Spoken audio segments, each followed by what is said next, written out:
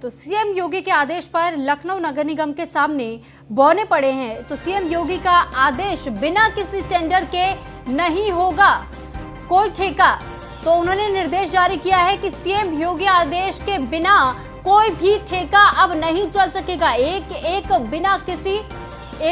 बिना किसी टेंडर विज्ञप्ति के दागी कंपनी को जिम्मेदारी दी जाएगी। तो जिसके नाम कोई दाग नहीं होगा, जिस कंपनी के नाम, उसी को ये जिम्मेदारी सौंपी जाएगी। अब पूरी तरह से लखनऊ की नो पार्किंग जोन से प्राइवेट कंपनी उठाएगी गाड़ियां। तो private company messrs Trinity services का विवादों से पुराना नाता रहा है। फिर से दी गई है विवादित कंपनी को गाड़ी उठाने की जिम्मेदारी।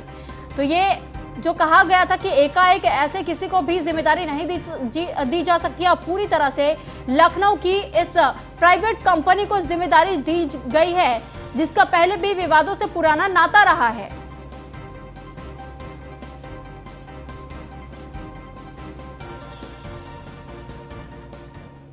और अब आपको ग्राफिक्स के जरिए समझाने की कोशिश करते हैं कि आखिर ये विवाद किस चीज से जुड़ा हुआ है। तो साल 2017 में मेसर्स ट्रिनिटी सर्विसेज को नियमों को ताक पर रखकर गाड़ी उठाने की जिम्मेदारी दी गई थी, जबकि private company messrs Trinity services पर लगातार फर्जीवाड़े का आरोप लगते रहे हैं। इससे पहले कई प्राइवेट क्रेनों पर बाइक, स्कूटर, ई रिक्शा के नंबर लिख उठाई जा रही थी गाड़ियां। तो इतना ही नहीं, फर्जी नंबर प्लेट वाली क्रेन राजधानी में नहीं बल्कि प्रयागराज में भी चलती पाई गई थी। फर्जी नंबर प्लेटों वाली क्रेनों के संचालन की बात सोशल मीडिया पर वायरल हुई थी।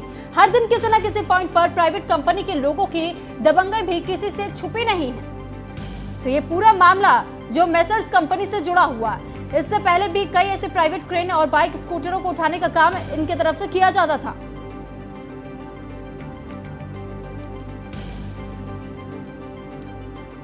तो इस पर कई अहम सवाल भी खड़े होते हैं। सवाल ये कि विवादित कंपनी को लगातार गाड़ी उठाने की जिम्मेदारी आखिर क्यों दी जा रही है। तो न्यूज वन इंडिया के ये सवाल हम खड़े कर रहे हैं कि न्यूज वन इंडिया ये सवाल लगातार पूछ रहा है, जांच के आदेश, जांच का क्या हुआ? क्या अगर आदेश जारी किए गए तो जांच का आखिर हुआ क्या? क्रेन संचालक यातायात से क्रेन उठवाकर करोड़ों का मुनाफा कमा रहे हैं, तो नगर निगम में इतना बड़ा घोटाला क्यों? तो आखिर बिना टेंडर, बिना विज्ञप्ति के किसे फायदा पहुंचाने के लिए विवादित कंपनियों को जिम्मेदारी दी जा रही है? तो पांचवा सवाल, टेंडर प्रक्रिया के सभी नियम कानून पर किनार कर आखिर क्यों दी गई है ये बड़ी जिम्मेदारी? तो ये तमाम अहम सवाल जो हम लगातार पूछ रहे हैं कि विवादित कंपनी को लगातार गाड़ी उठाने की जिम्मेदारी क्यों दी जा रही है। दूसरा बड़ा सवाल, जांच के आदेश तो जारी हुए, लेकिन जांच का क्या हुआ? ये न्यूज वन इंडिया बड़े सवाल पूछ रहा है। 5 बड़े सवाल न्यूज वन इंडिया के कि क्रेन संचालक यातायात से क्रेन उठवाकर करोड़ों का मुनाफा कमाते थे, लेकिन ऐसी जिम्मेदारी इस कंपनी को दोबारा क्यों दी गई? तो आखिर बिना टेंडर, बिना विज्ञप्ति के किससे फायदा पहुंचाने की कोशिश यहाँ की जा रही है? ये बेहद अहम सवाल खड़े होते हैं कि आखिर बिना टेंडर, बिना विज्ञप्ति के किससे फायदा पहुंचाने के लिए विवादित कंपनी को जिम्मेदारी दी गई है। तो टेंडर प्रक्रिया के सभी नियम कानून दरकिनार कर आखिर क्यों दी जा रही है इस कंपनी को ये बड़ी जिम्मेदारी? इस पर अधिक जानकारी के लिए नीलेश चौहान संवाददाता हमारे साथ जुड़ चुके हैं। नीलेश, आपसे जानकारी चाहेंगे कि जिस तरीके से ये कंपनी पहले भी विवादों में घिरी रही, अब भी ये विवादित है, तो आखिर ऐसे में इतनी बड़ी जिम्मेदारी दोबारा से इस कंपनी को क्यों दी गई है? सबसे हैरानी वाली बात तो ये है कि मुख्यमंत्री योगी आदित्यनाथ लगातार आदेश जारी करते हैं कि किसी भी विभाग में, चाहे कितना छोटा काम हो या बड़ा काम हो, पहले तो उसका टेंडर निकालना जरूरी है। जेम पोर्टल के माध्यम से उसका टेंडर निकाला जाएगा, उसके बाद उसकी विज्ञप्ति जारी की जाएगी। दोनों प्रक्रियाओं को करने के बाद ही किसी व्यक्ति के कंपनी को टेंडर किया जाएगा। लेकिन लखनऊ नगर निगम लगातार मंत्री का आदेश को पलीता लगाता हुआ नजर आ रहा है। इसके बाद कंपनी को एक बार फिर से यातायात व्यवस्था की बड़ी जिम्मेदारी दे दी गई है। ना तो वहाँ पर टेंडर प्रक्रिया कराई गई, ना ही विज्ञप्ति जारी की गई थी। लखनऊ में यातायात व्यवस्था दुरुस्त करने के लिए और कंपनियां आमंत्रित है, इस तरीके की विज्ञप्ति जारी नहीं की गई। उसके बावजूद बिल्कुल आप हमारे साथ यहाँ बने रहिएगा, आपसे और अपडेट लेंगे इसी खबर पर। लेकिन जिस तरीके से मामला जैसे सामने आया, एक बार फिर से अपने दर्शकों को हम बताना चाहेंगे कि फिर से एक ऐसी ही कंपनी को जिम्मेदारी सौंपी गई है गाड़ी उठाने की, जिसपे पहले भी विवाद खड़े हुए हैं। सीएम योगी का आदेश, बिना किसी टेंडर के नहीं होगा कोई ठेका।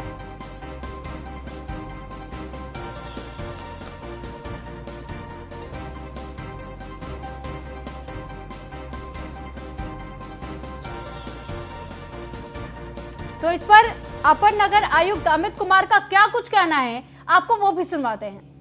नहीं, अगर किसी कंपनी का कहीं पे ब्लैक लिस्टिंग है या कोई अन्य जो है कानूनी कमियां पाई जाएंगी तो उसके खिलाफ कार्रवाई की जाएगी।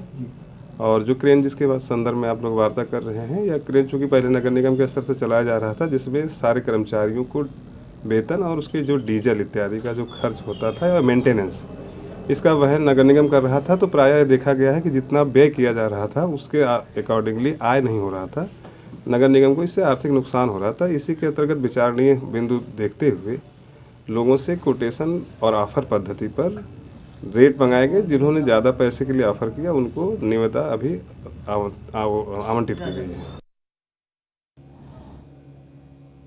तो लखनऊ की इस खबर को हम लगातार प्रमुखता के साथ दिखा रहे हैं कि किस तरीके से जिस कंपनी पर इतने लंबे समय से विवाद रहा है, आखिर इस विवादित कंपनी को लगातार गाड़ी उठाने की जिम्मेदारी क्यों दी जा रही है। जांच के आदेश दिए गए लेकिन फिर भी अब तक जांच नहीं हुए हैं। तो ये दूसरा बड़ा सवाल यहाँ पर उठता है। और अगर तीसरे सवाल की हम बात करें, क्योंकि लगातार जिस तरीके से तो ये 5 अहम सवाल यहाँ पर न्यूज़ वन इंडिया पूछ रहा है। और इसी पर अधिक जानकारी के साथ हमारे साथ संवाददाता नीलेश हमारे साथ तो बने हुए हैं। नीलेश, आपसे जानकारी चाहेंगे कि अगर आदेश जारी कर दिए गए हैं जांच के, तो अब तक जांच हुए क्यों नहीं है इस मामले में? अगर हम कंपनी की बात करें तो तमाम विवादों के घेरे में रही है। चाहे जो इनकी कंपनी जो ट्रेनें यातायात व्यवस्था को दुरुस्त करने में लगाई गई है, उसमें से आधा ट्रेनें पर बाइक का नंबर पड़ा हुआ था, किसी पर ई रिक्शे का नंबर पड़ा हुआ था, जिसकी खबर सोशल मीडिया पर वायरल हुई। न्यूज़ इंडिया ने की खबर भी प्रमुखता से दिखाई थी, जिसके बाद अधिकारियों ने संज्ञान लिया था। करीब एक साल का समय गुजर गया, इसके बावजूद भी जांच का किसी को कुछ नहीं पता।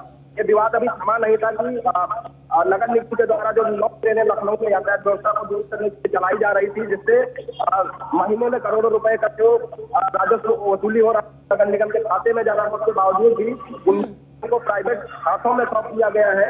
आखिर किस विशेष को फायदा पहुंचाने के लिए। चलिए ठीक, बहुत शुक्रिया नीलेश आपका तमाम जानकारी हम तक पहुंचाने